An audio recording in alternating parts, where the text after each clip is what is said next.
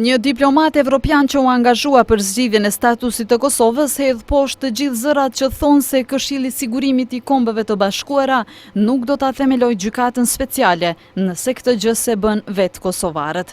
Wolfgang Ischinger, që ishte pjesë e trojkës statusore, thot për Radio Televizionin 21 se dilema nuk ka që organi më i lartë vendimarrës i Kombeve të Bashkuara do ta nxjerrë këtë gjykatë, por lutet që këtë alternativë të mos e mendojnë autoritetet në Prishtinë.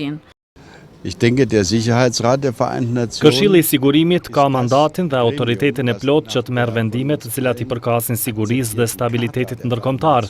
Dhe nëse kjo gjykatë mendon se në kuadër të detyrave të saj është edhe themelimi një gjykate të tillë, atëherë ky organ, pra Këshilli i Sigurimit, do të marrë të drejtën që të themelojë një gjykatë të tillë dhe ky vendim do të merret nga 15 shtetet anëtare.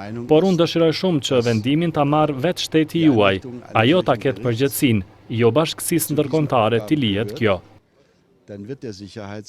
Ambasadori Ischinger vlerëson se është zgjidhje pavolitshme për Kosovën nëse kjo çështje bartet për t'u vendosur në selinë e Kombeve të Bashkuara në New York. Sipas tij, deputetët duhet të kenë guximin që ta shtyjnë përpara formimin e gjykatës speciale, pavarësisht se kush mund të jenë të dyshuarit potencial.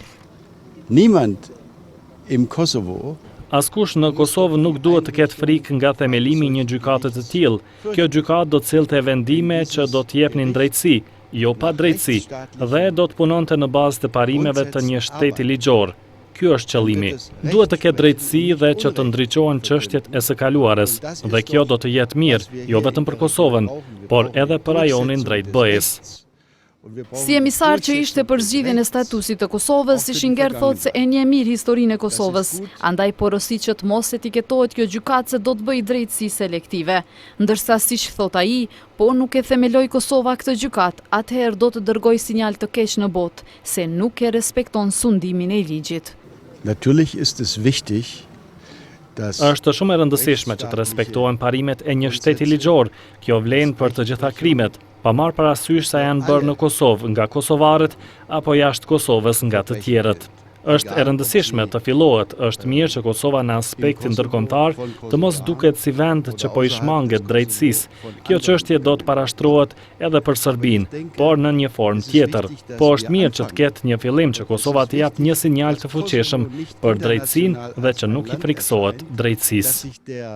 Ambasadori Ischinger ka qenë i deleguar i Bashkimit Evropian bashkë me ambasadorin Frank Wisner të Shteteve të Bashkuara dhe emisarin rus Aleksandr Bokan-Harchenko.